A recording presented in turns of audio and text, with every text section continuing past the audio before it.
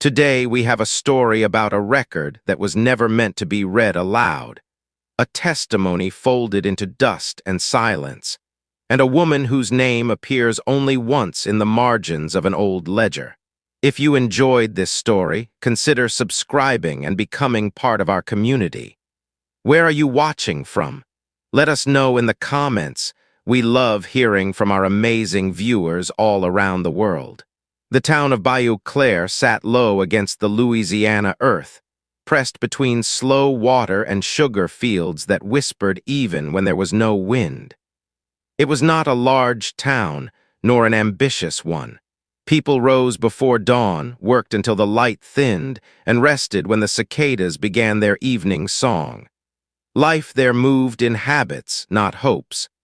Evelyn Brooks lived on the far edge of town, in a narrow boarding house owned by the Parish church.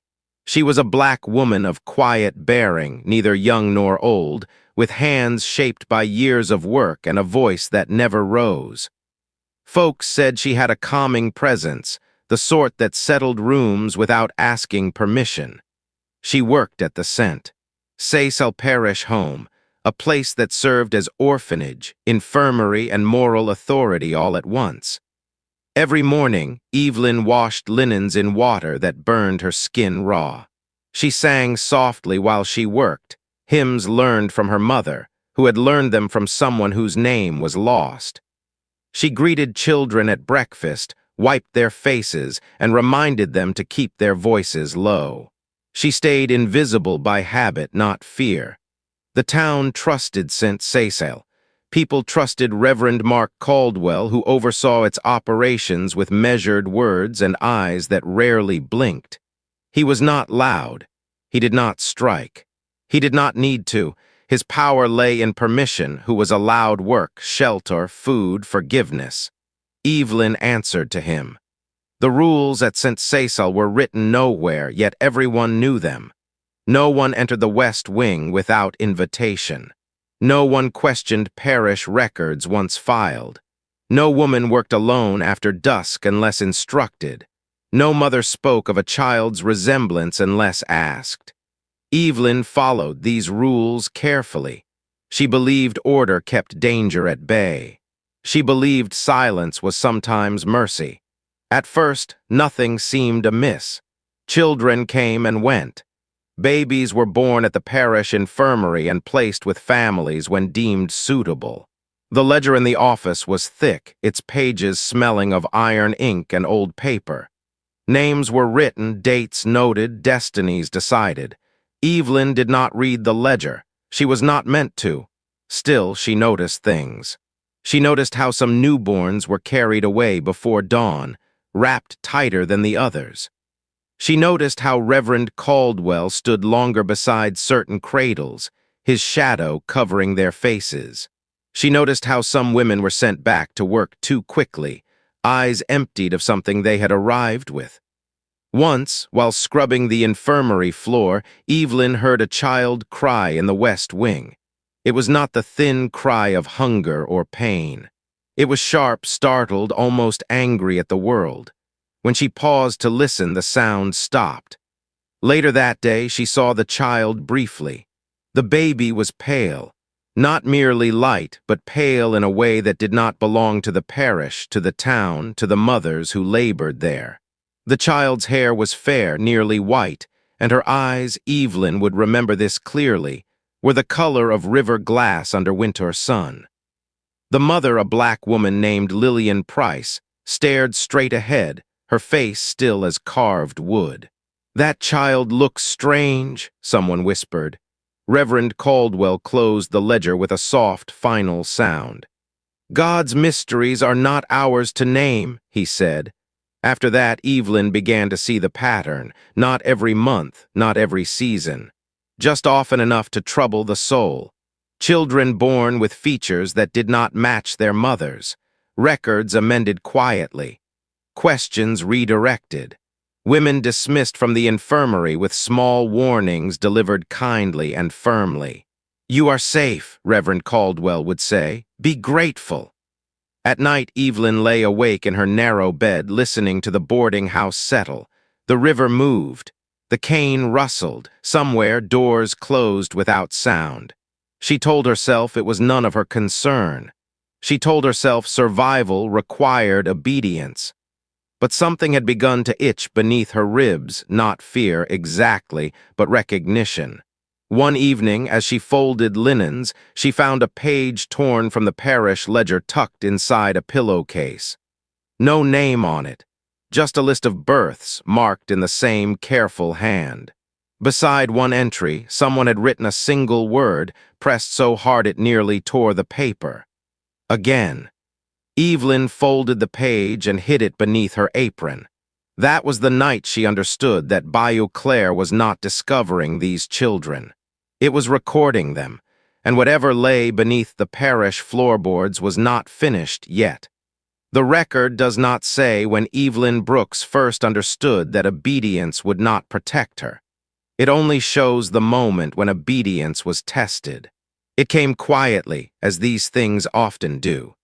On a humid morning thick with river fog, Reverend Mark Caldwell summoned Evelyn to the parish office. The room was cool and orderly, the walls lined with shelves of ledgers bound in cracked leather.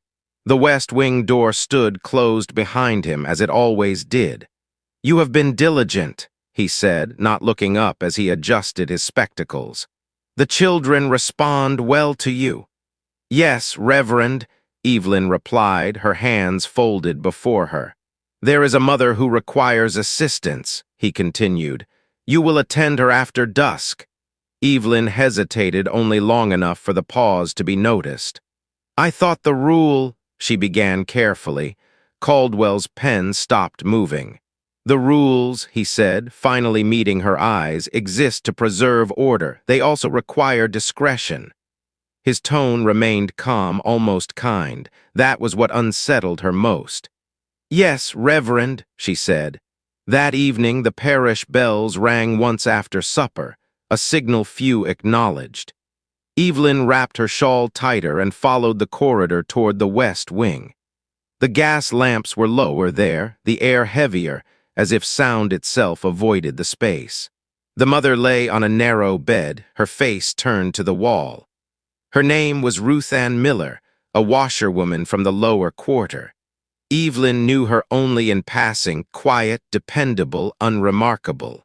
The baby slept beside her, swaddled too tightly. Evelyn did not need to lift the cloth to know. Still, she did. The child's hair was fair, his lashes pale, his skin held no warmth of shared blood. He looked like a visitor misplaced into the wrong story. Ruth Ann did not cry. She did not speak. Her eyes remained fixed on the wall as Evelyn adjusted the blankets. "He won't stay long," Caldwell said from the doorway. "A family upriver has expressed interest." Evelyn swallowed. "Does the mother know?" she asked. Caldwell smiled slightly. "She knows what she needs to know." The baby was gone before dawn. The next morning, Ruth Ann was sent back to work. No mention was made of the child. That day, Evelyn was dismissed early, a rare thing. As she stepped outside, she noticed the way the other women watched her, carefully, quietly, with something like warning in their eyes. At supper, the matron of the boarding house informed Evelyn that her duties would change. "You are to assist only with laundry and meals now," she said. "The infirmary no longer requires your presence." Evelyn nodded. She understood what it meant. She had asked a question she was not meant to ask. Days passed, then weeks. Whispers followed her like low fog. She heard them pause when she entered a room. Children were pulled aside when she approached. The kindness that once flowed easily now moved around her, avoiding contact.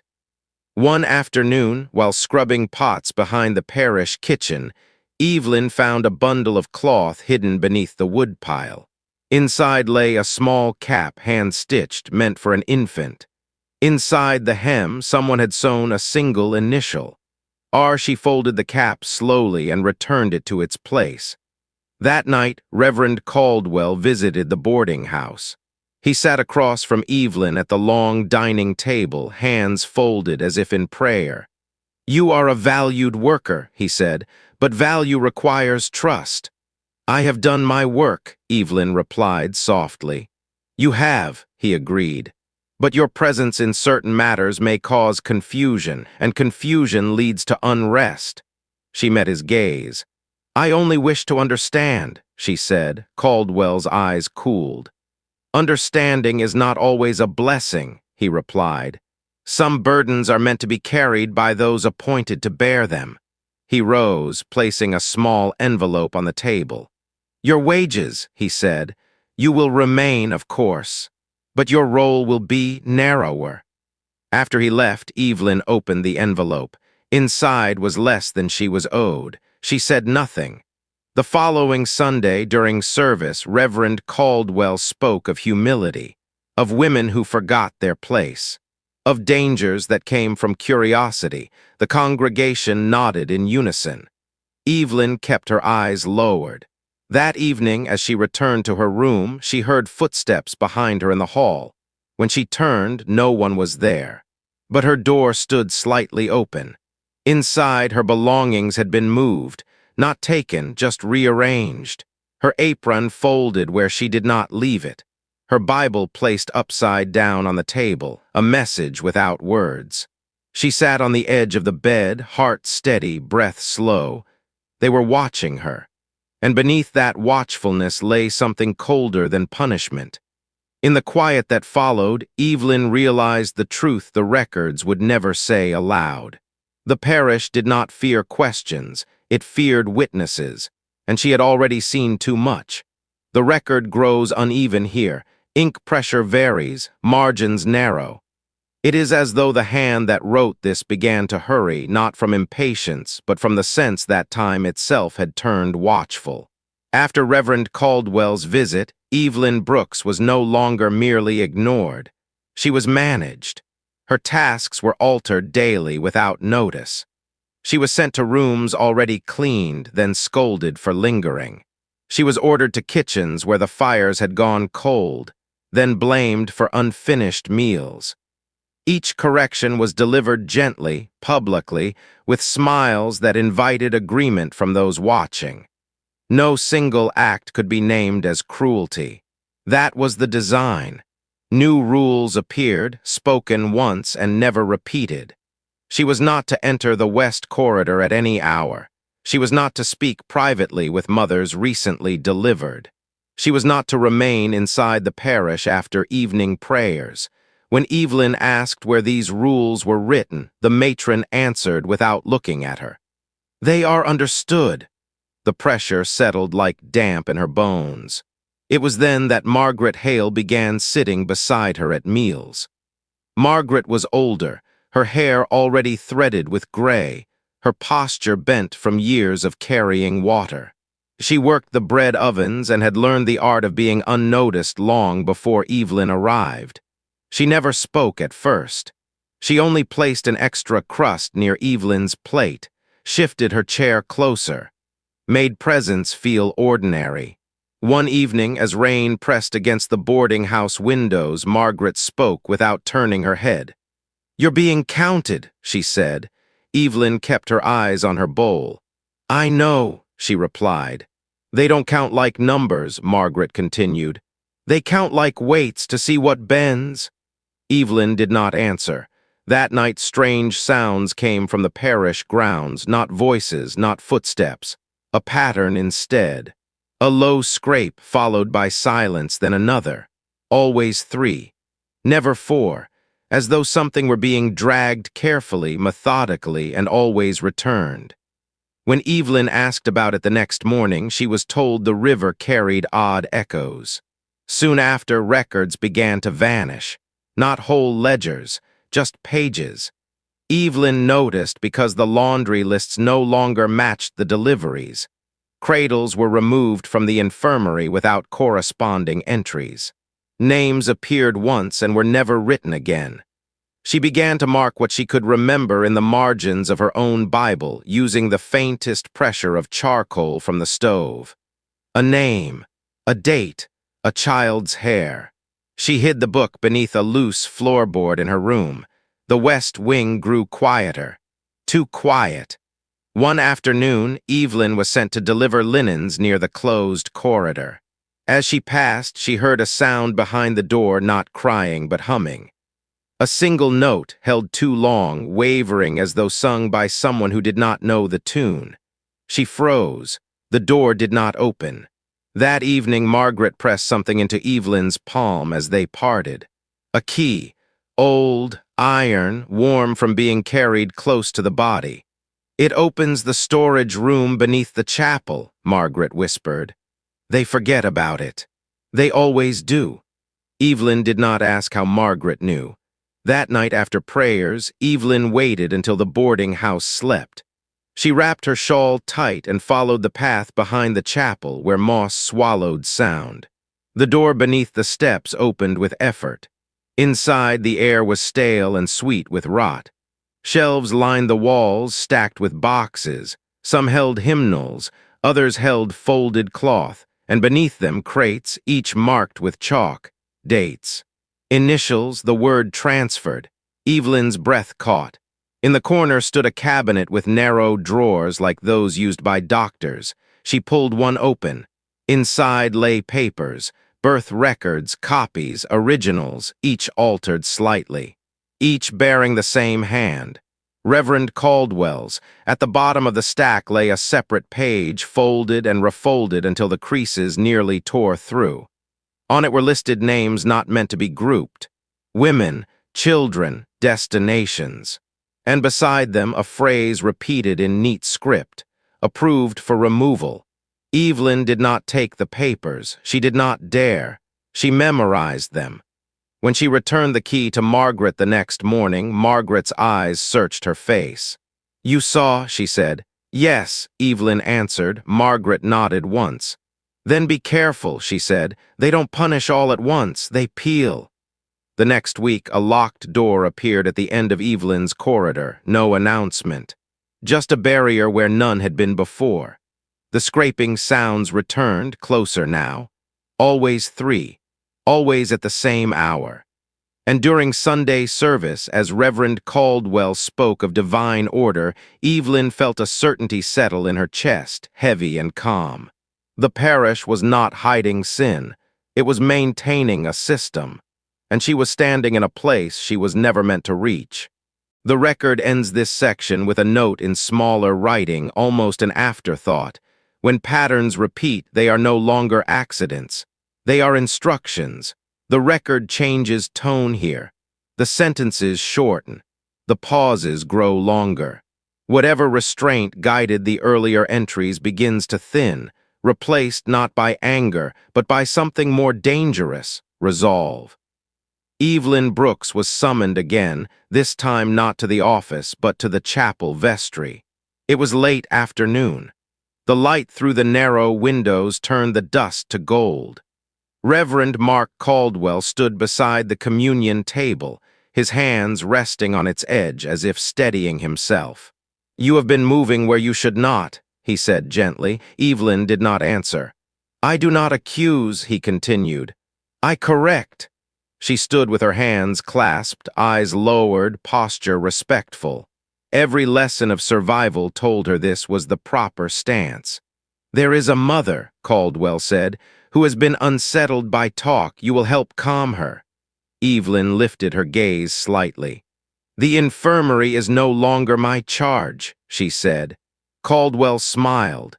"Exceptions are made for obedience." The mother was Naomi Carter, no more than 18 years of age. She lay pale and shaking, her hands clutching her abdomen though the child had already been taken. Evelyn recognized the look, the stunned quiet that followed when grief was given no name. "She keeps asking questions," Caldwell said softly. "That must stop." Evelyn knelt beside the bed. Naomi's eyes flicked toward her, desperate. "They said my baby would come back," Naomi whispered. "They said I only needed rest." Evelyn's throat tightened. "Where did they take him?" Naomi asked. "Why won't they tell me where he is?" Before Evelyn could answer, Caldwell spoke.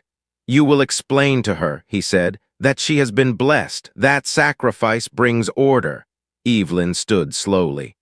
"I will not lie," she said. The room went still. Caldwell's expression did not change, but something behind his eyes hardened. "Then you misunderstand your place," he replied. That evening, Evelyn was informed she would no longer reside at the boarding house. Her room was required for another worker. She was given until dawn to leave the parish grounds. No explanation, no appeal. Margaret found her packing by lamplight. "They are sending you away," Margaret said. "They are erasing me," Evelyn replied. Margaret's hands trembled as she pressed a small bundle into Evelyn's bag. "Names," she whispered. "I wrote what I could." Evelyn took it.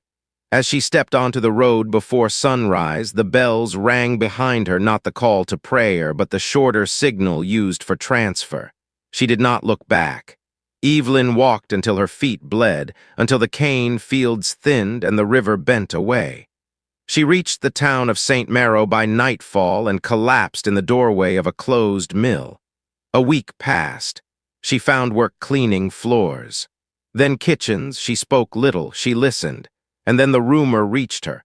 A child had died at St. Cecil, not illness, not accident, vanished. No burial, no record. The name was Naomi Carter's son. That was the moment Evelyn understood what removal truly meant. She returned to Bayou Claire under cover of rain, her shawl drawn tight, her steps certain. She did not go to the parish. She went to the courthouse. The clerk was an old man with poor eyesight and a habit of assuming women brought only petitions or mistakes. "I need to see transfer filings," Evelyn said, "from the parish." He waved her through. The records were incomplete, pages torn. Dates altered, but patterns remained. She copied what she could. She memorized the rest. When Caldwell learned of her return, he confronted her in the square. "You were dismissed," he said. "I was never silenced," Evelyn replied. People slowed their steps, listened. "You endanger yourself," Caldwell warned. "No," she said quietly. "You endanger the children." His hand struck her, not hard, not publicly violent, just enough. The crowd looked away. Evelyn did not fall. That night she wrote everything she knew in a borrowed ledger. Names, dates, destinations, patterns. She hid the book beneath the floorboards of the mill where she slept. And as the rain returned, steady and relentless, Evelyn Brooks made her choice. She would not flee again. She would not shout. She would wait. Because systems built on silence always fear the same thing, someone who remains. The final line of this section is written in darker ink, pressed deep. They mistook patience for weakness. That was their final error. What follows is written with care, as though the hand understood that survival now depended not on truth alone, but on timing. Evelyn Brooks did not confront the parish again. She did not raise her voice in the square or knock upon closed doors. She did what she had always done best. She learned the rules. From the courthouse clerk, she learned which records were required to move a child beyond parish lines. From mill workers, she learned which wagons traveled at night and which men preferred not to be asked questions. From women who cleaned offices after hours, she learned which drawers were left unlocked when lanterns were blown out.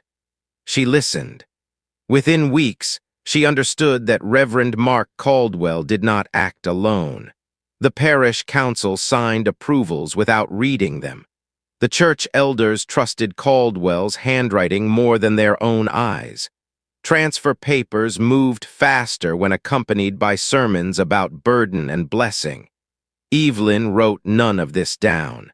Instead, she memorized sequences. 3 births preceded every transfer. Every removal followed a festival or holy day. Every destination lay upriver, never down. She also learned something else. The children were not sold at first. They were placed, families without heirs, households seeking favor, homes where appearances mattered more than origins. The parish framed it as charity, salvation through separation. Evelyn found her first ally in an unexpected place. Samuel Crow, a white man with ink-stained fingers, kept the parish printing press. He printed hymn sheets, notices, and the occasional announcement of marriage or death. He had no power, but he had access. He also had a daughter. The child, Clara, had been born 2 years earlier. Fair-haired, pale-eyed. His wife had died in childbirth, and the parish had sent Clara to him with a note of blessing and no explanation. When Evelyn spoke her name, Samuel's hands shook. "They told me she was abandoned," he said. "They told me it was God's will." Evelyn said nothing. She only placed before him a list of dates. Samuel recognized one, his own. That night he unlocked the press room. Together they copied what could not be spoken. Not accusations, not declarations, just facts. Birth notices that did not match the parish ledger. Transfer records without receiving signatures. Lists of children whose names appeared once and never again. Evelyn did not sign her work. She did not need to. Meanwhile, Caldwell sensed the shift. Rules tightened. Patrols increased. The West Wing closed entirely. Sermons grew sharper, their language cutting around themes of obedience and consequence. Evelyn was watched. Men stood longer at corners. Doors closed when she passed.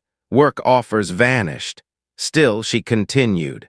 Her greatest discovery came through Margaret Hale, who arrived in St. Maro one morning with a limp and a warning.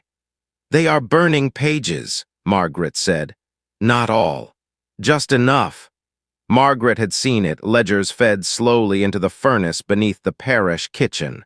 Caldwell watching, counting. Evelyn understood. They were afraid of something leaving the page. That night she returned to the storage room beneath the chapel. The key still worked. She took only one thing, a thin ledger bound in blue cloth hidden behind hymnals. Inside were initials, not names, but the pattern was unmistakable. Each child marked with a symbol instead of a destination. A small circle. When Evelyn asked Samuel what the symbol meant, he grew pale. "It's used by certain societies," he said, "for children to be prepared." The word hung unfinished. Evelyn closed the book. She now knew what she was fighting. The following Sunday, a notice appeared in the parish square. A gathering, a review of parish operations, an open meeting. Caldwell's voice would lead it. Evelyn knew this was no accident. She spent the night before writing, not speeches, instructions, where to stand, when to speak. What to bring, she left copies beneath doors, in ovens, inside hymnals. At dawn, she bathed, dressed simply, and braided her hair as her mother once had, tight and neat. When she arrived at the square, the crowd was already gathering. Caldwell stood at the front, composed. He did not look surprised to see her. That was his mistake. The record ends this part with a single sentence written twice, once crossed out, once not. Hope does not arrive loudly. It waits until it cannot be removed. The gathering was not meant to be what it became. Reverend Mark Caldwell stood beneath the awning in the parish square, his posture calm, his voice measured as he spoke of stewardship and sacred duty. The parish council sat behind him, their faces composed in the practiced stillness of men accustomed to being obeyed. Evelyn Brooks stood among the crowd. She did not push forward. She did not raise her hand. She waited until Caldwell invited questions, confident none would come. That was when Samuel Crow stepped forward. "I would like clarification," he said, his voice thin but steady, "regarding parish transfers recorded without receiving signatures." A murmur rippled. Caldwell smiled. "The parish handles many such matters internally." Samuel held up a printed sheet. "This is from your own press," he said, "printed under my supervision. The dates do not align with the ledger entries." Caldwell's smile tightened. "These documents are easily misunderstood by those without training," he replied. That was when Evelyn spoke. "They align," she said calmly, "when placed beside birth records omitted from the infirmary log." The square fell silent. Caldwell turned toward her, eyes cool. "You were dismissed," he said. "I was," Evelyn answered. Not erased. She stepped forward and placed a ledger on the table before the council. The blue cloth binding was unmistakable. This was taken from Parish storage, she said. It contains marks used only for children designated for removal beyond family placement. The elders shifted. Caldwell's voice hardened. You have stolen church property. I have preserved it, Evelyn replied. You were destroying it. A councilman cleared his throat. What does the symbol mean? He asked. Evelyn did not answer. Margaret Hale did. It marks children taken without consent, she said from the edge of the crowd. Prepared for purposes never written. Gasps broke the stillness. Caldwell raised his hand. This is slander, he said. The word of dismissed women and a printer does not outweigh the authority of the church. That was when Judge Thomas Whittaker stepped forward. He had not been announced. His presence altered the air. I have reviewed the copies delivered to my office last night, he said. They indicate systematic falsification of parish records. Caldwell's face drained of color. These accusations, he began, will be examined, Whittaker interrupted. Formally, the council whispered among themselves. The crowd pressed closer. Caldwell attempted calm. You misunderstand, he said. These children were saved, their mothers unfit, their futures secured. Evelyn met his gaze. Then name them, she said. Name where they were sent. He did not. The judge gestured to the ledger. This book will remain in my custody, he said, until inquiry concludes. Caldwell's voice lowered. You are unraveling order, he warned Evelyn quietly. Chaos follows. Evelyn answered just as quietly. Truth does. By nightfall, Caldwell's authority had fractured, not shattered, cracked. Enough. The parish closed its West Wing pending review. Transfers were suspended. Mothers were permitted to remain with newborns. Records were seized. Caldwell was not arrested. Systems rarely fall so cleanly, but he was confined to his residence. His sermons halted, his council divided. Evelyn returned to the mill and waited. Retaliation came swiftly. Her work was denied. Her shelter threatened. Anonymous warnings left at her door. Still others now watched the watchers.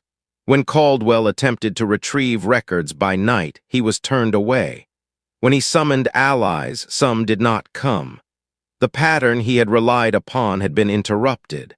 The record notes that during this period the scraping sounds ceased. No dragging, no silence afterward, just the river.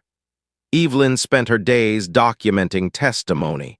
Quiet statements, mothers speaking for the first time, men admitting they had looked away. She wrote nothing in anger, only facts.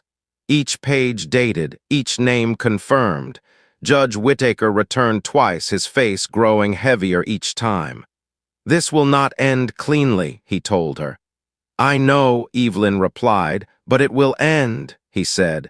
The final entry of this section is brief, written in firm strokes. Power resists exposure not with force, but with delay. Delay fails when memory holds. The reckoning did not come as a shout. It came as a meeting. The parish council chamber was open to the public for the first time in memory. Benches were moved, windows unshuttered. Light fell where it never had before. People filled the room slowly, as though entering sacred ground made dangerous by truth. Reverend Mark Caldwell sat at the front table. He wore the same black coat, the same calm expression. But the space around him felt altered, as if the air itself had learned to doubt. Judge Thomas Whittaker presided, his voice steady, his eyes sharp. This hearing concerns the unauthorized transfer of children under parish authority, he began, and the falsification of records to conceal those actions. Caldwell folded his hands. I served faithfully, he said. Every decision was made for the good of the parish. Evelyn Brooks sat among the witnesses. She had not been called first. That, too, was deliberate. One by one, names were spoken. Margaret Hale described the burning of pages. Samuel Crow produced printed copies dated before official entries. Mothers spoke, haltingly, their voices unpracticed but resolute. "My child was taken before I held her," one said. "They told me God required it," said another. Caldwell listened without expression. When questioned, he answered gently. "The mothers were confused," he said. "Grief clouds memory." The room stirred. Then Evelyn was called. She rose and walked forward, her steps unhurried. Judge Whittaker nodded. "State your involvement." "I kept track," Evelyn said. "Of what?" "Of what disappeared." She placed her ledger on the table. "I did not write rumors, I wrote sequences, births without names, transfers without destinations, symbols used where words would draw attention." Caldwell leaned forward. "You presume much," he said. Evelyn met his gaze. "I observed," she replied. The judge gestured. "Explain the pattern." Evelyn spoke calmly, as though reading weather. "Every third birth was removed, always after a holy day, always to households without heirs, always accompanied by amended records." Caldwell shook his head. "Coincidence," he said. Evelyn opened the ledger. "Then explain this," she said, turning the page. The room leaned in. A list, initials, dates, and beside them Caldwell's signature. Silence followed. Judge Whittaker spoke. "Reverend Caldwell, can you account for these?" Caldwell's jaw tightened. "These are internal markings," he said. "They mean nothing to those outside parish governance." Whittaker's voice sharpened. "They mean enough to conceal." Caldwell rose. "You threaten order," he said. "Without me the parish fractures. These women will suffer more, not less." Evelyn stood as well. "They already suffered," she said. Silently. "Under your order." Caldwell turned fully toward her. "You presume moral authority," he said. "Who granted it to you?" "No one," Evelyn answered. "That is why it holds." The judge raised his hand. "This hearing concerns legality," he said. "And legality has been breached." Caldwell laughed once softly. "You think this will end me," he said. "The parish will protect itself." Whittaker nodded. "It will," he said, "by removing you." The room exhaled. Caldwell's composure cracked. "You will regret this," he said. Evelyn did not respond. The ruling was read. Caldwell was stripped of parish authority pending further inquiry. The council was dissolved temporarily. Records were transferred to county oversight. Not imprisonment, but exposure. As Caldwell was escorted out, he turned once more. "You have undone nothing," he said to Evelyn. "The system remains," she answered him then. "Yes," she said, "but now it remembers." The final moment recorded is small. As the room emptied, a mother approached Evelyn, holding her child close. "He looks like me," the woman said. Evelyn nodded. "That is how it should be." The ledger ends this section with a single line pressed deep into the page. The mask fell not with noise, but with proof. The record grows quiet after this, not empty but settled like earth after rain. Reverend Mark Caldwell did not return to the parish pulpit. His removal was announced in careful language, framed as rest and reflection. No sermon named his actions. No notice admitted guilt. Institutions rarely confess. They adjust. The parish of St. Cecil reopened its west wing months later, repurposed as a storage hall. The door remained unlocked after that. Some habits, once broken, do not reform. The children who remained were not all returned. Some had traveled too far. Some records had been altered too completely, but transfers slowed, then stopped. Mothers were permitted to keep their newborns. Midwives began writing names in their own hands, small acts of authorship that mattered. Justice did not arrive as punishment. It arrived as interruption. Evelyn Brooks did not stay in Bayou Claire. When Judge Whittaker offered her work in the county offices, she declined. When others urged her to speak publicly, she refused. She did not wish to become a symbol. She wished to remain a person. She returned instead to St. Maro and resumed quiet labor, this time by choice. She kept the ledger with her, wrapped in cloth, hidden beneath floorboards that did not belong to an institution. Margaret Hale passed the following winter. Evelyn sat with her through the final night, holding her hand as the river wind moved outside the mill. "They will forget again," Margaret whispered. Evelyn answered gently, "Someone will remember." Samuel Crowe continued printing hymn sheets and notices, though he never again printed a transfer announcement. His daughter Clara grew strong. Her questions were answered honestly. That, too, was a kind of inheritance. As for Caldwell, the records say little. He was relocated under church supervision. He wrote letters, some defended him, some did not. He died years later, his obituary careful and brief. No child's name appeared beside his. Judge Whittaker submitted his findings to the state, where they were acknowledged, filed, and quietly limited in circulation. Reform is slow when it threatens structure, but something had shifted. Women spoke sooner. Clerks hesitated before altering pages. Councils requested oversight instead of resisting it. The cost of secrecy had risen. The ledger Evelyn kept was donated years later, after her passing, to a regional archive. It arrived without ceremony. No cover letter, no explanation, just names, dates, patterns. The archivist who cataloged it wrote a note in the margin, uncertain what to make of it, possibly incomplete. He was wrong. It was complete in the only way such records ever are. Not because every wrong had been corrected, but because someone had chosen to see, to stay, and to write. The final entry is not dated. The ink is steady. This account ends not because the harm ended, but because the silence did. What was done here was done quietly, with approval, with prayer, with ink. What stopped it was not force, nor law alone, but memory given shape. If you are reading this, then the record survived. If the record survived, then so did the truth. And if the truth remains, then what was hidden did not fully win. The archive closes there, no flourish, no judgment. Just a line drawn beneath the last sentence. And beneath it, written smaller, almost as an afterthought, filed, not forgotten.